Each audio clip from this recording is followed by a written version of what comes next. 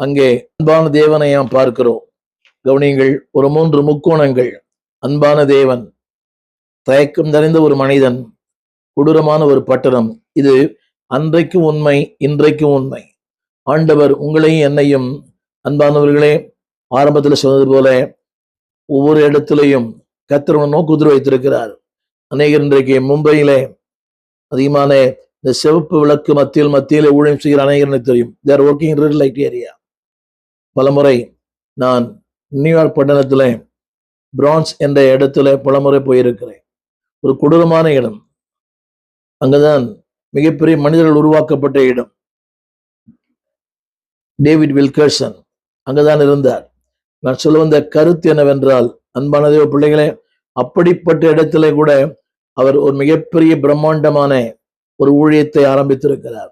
நினைக்கலாம் இவர்கள் பொல்லாதவர்கள். இன்றைக்கு அநேகம் சொல்கிற வார்த்தை பொல்லாத ஜனங்கள், பொல்லாத மக்கள் இல்லை. நான் இங்கே ஒரு 5 குறிப்புகளை சொல்ல விரும்புகிறேன். கவனியுங்கள். ஆண்டவர் உங்களை எங்கே வைத்திருக்கிறாரோ அங்கே தைரியமாயிருங்கள், தடுமாற்ற வேண்டாம். அங்கே இன்னொரு கூட சொல்லப்படுகிறேன். அங்கே யோனா புஸ்தகத்துல ஒரு மீனை குறித்து ஆண்டவர் பேசுகிறார். அவனுடைய கருத்து என்னவென்றால், அன்பானவர்களே, சில நேரங்களிலே ஆண்டவர் நம்மை மாற்றுவதற்கு பல பல மனிதர்களை பயன்படுத்துகிறார், பொருட்களை பயன்படுத்துகிறார், சூழ்நிலைகளை பயன்படுத்துகிறார். God used as a change of an instrument. தேவன் நம்மை உருவாக்குவதற்கு, நம்மை மாற்றுவதற்கு, நம்மை, அன்பானவர்களே, நம்மை உருமாற்றம் செய்வதற்கு ஆண்டவர் பல காரியங்களை பலரை பயன்படுத்துகிறார். தாவீதுக்கு ஒரு சவுல்.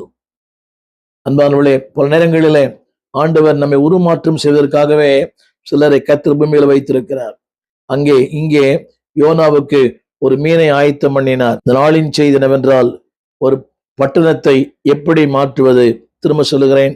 என்னுடைய முதல் குறிப்பு யோனாவின் புஸ்தகம் 1ஆம் அதிகாரம் 1 வசனம். அந்த வார்த்தை இப்படி சொல்லுகிறது: ஆண்டவருடைய வார்த்தை அவனுக்கு உண்டாகி, நீ எழுந்து மகாநகரமாகிய நினிவேக்கு போ. அடுத்த வார்த்தை the call of God.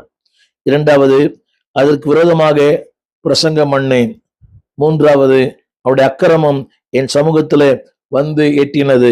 3ஆம் வசனம். அப்பொழுது யோனா கர்த்தருடைய சமூகத்தின்று விலகி தர்ஷீஷுக்கு ஓடி போகும்படி கட்டளை. அவன் ஓடி போனான். ஒரு கப்பலை கண்டான், கூலி கொடுத்தான். கர்த்தருடைய சமூகத்தின்று விலகி போடும்படி அவன் தர்ஷீஷுக்கு போக அவன் கப்பல் ஏறினான். என்னை கேட்டுக்கொண்டிருக்கிற அன்பு பிள்ளையே, உன்னை ஆண்டவர் எங்கு வைத்திருக்கிறார்? Don't run from God's plan.